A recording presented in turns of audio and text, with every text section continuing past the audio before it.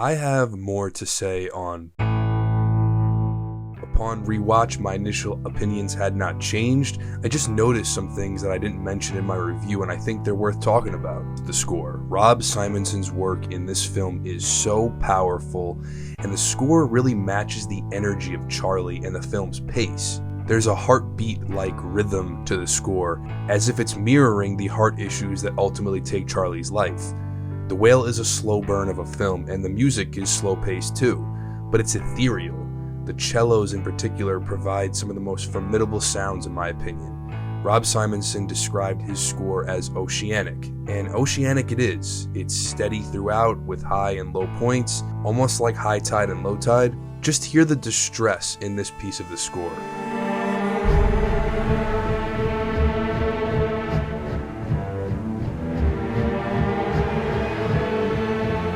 But then hear the salvation in this piece of the score.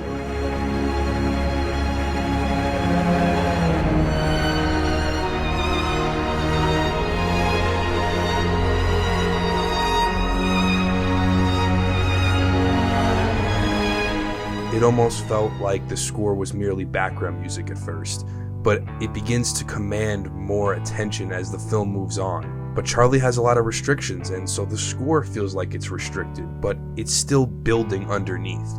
When Charlie ascends into heaven and finally breaks free of his body, the score breaks free. The harmony of all the sounds just felt classically cinematic. In depth and bring some more classical elements and kind of a mythological approach to the score. It's kind of making it larger than life at times. That's what I went for. This could have very easily ended up sounding average, but no. Rob Simonson put a lot of heart into the score. He experimented with all these different sounds and instruments, and you can just hear the triumph mixed with the devastation. The second thing I noticed was how dim the film is. There's not much color. Now it works due to how somber the story is. It makes the film more claustrophobic when you think about it. 2 hours of the same few rooms with hardly any movement and only a few characters. Now, if the atmosphere were bright and sunny, we'd feel good, but we're not meant to feel good. Brightly lit scenes would provide more vibrance and take away from the bleakness of Charlie's end-of-the-road story. The film doesn't really light up until the very last scene, when Charlie is finally free of his physical pain, and Ellie finally expresses something genuine, expresses her love to her father.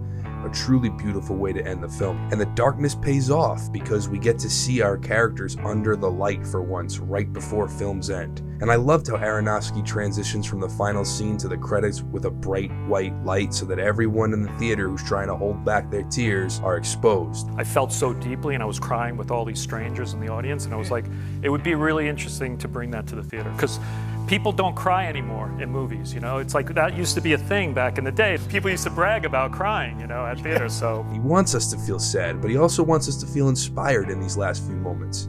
Friends of mine said they enjoyed the film, but they wish they watched it at home so that they could cry without being embarrassed.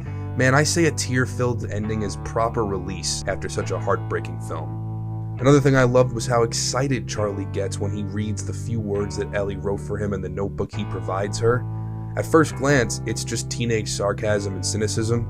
However, he rereads it a few times and he gets really excited when he realizes that she wrote it in a syllable pattern. He loves it because it means that she's paying attention in school, even though she says that she hates it and that she's failing. And it's painful, but when Charlie laughs, he coughs, and the laughter actually brings him discomfort, and it pains the audience. Even though he can't laugh and express that kind of joy, he's still him. He's still not given up just yet.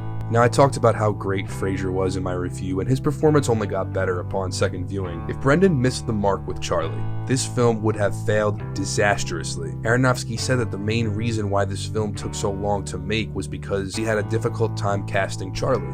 Well, it might have taken a while, but Fraser was perfectly cast in The Whale. This is a performance that took a depth of soul. It could only be played by someone who knows what darkness is like, what real pain is, and Brendan's past, as tragic as some of it is, really prepared him for this role in certain ways. And look at all the strength that he acquired after all of it.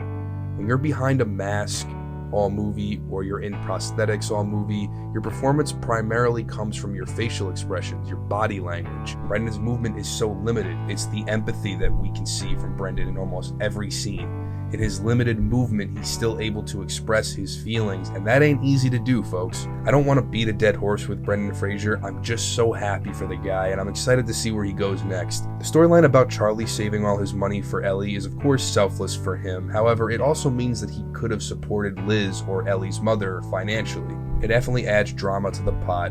Charlie could have gotten health insurance or went to the hospital in the past.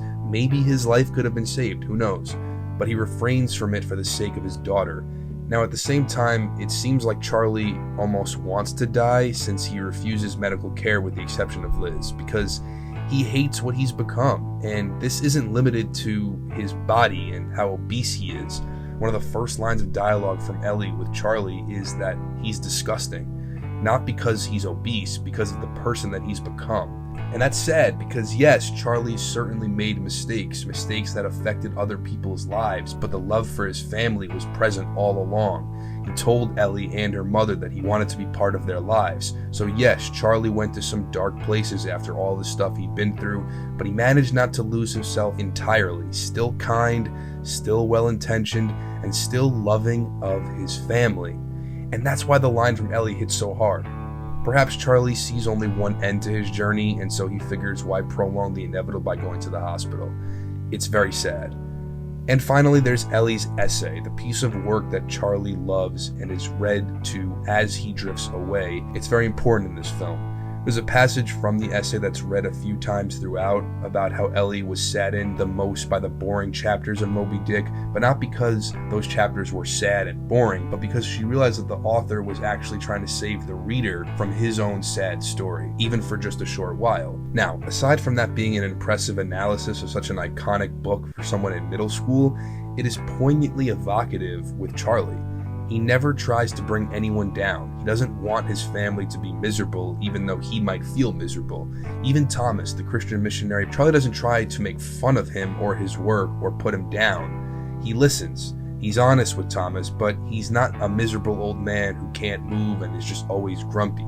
Charlie only seems to see the light in others. What I really loved is that Charlie is so attached to the candor of his daughter's words. It's like he already lost his relationship with his daughter, so this essay is really their last connection. I loved how the essay is read to him multiple times, and now each time it seems to almost revive Charlie, give him some more life to get through. I think this is a good place to close it out. Thank you all so much for watching. If you like this video, give it a thumbs up, comment, subscribe to the channel. I'd be more than appreciative if you did. Have a great day, and I will see y'all next week. Take care, everybody. Stay safe.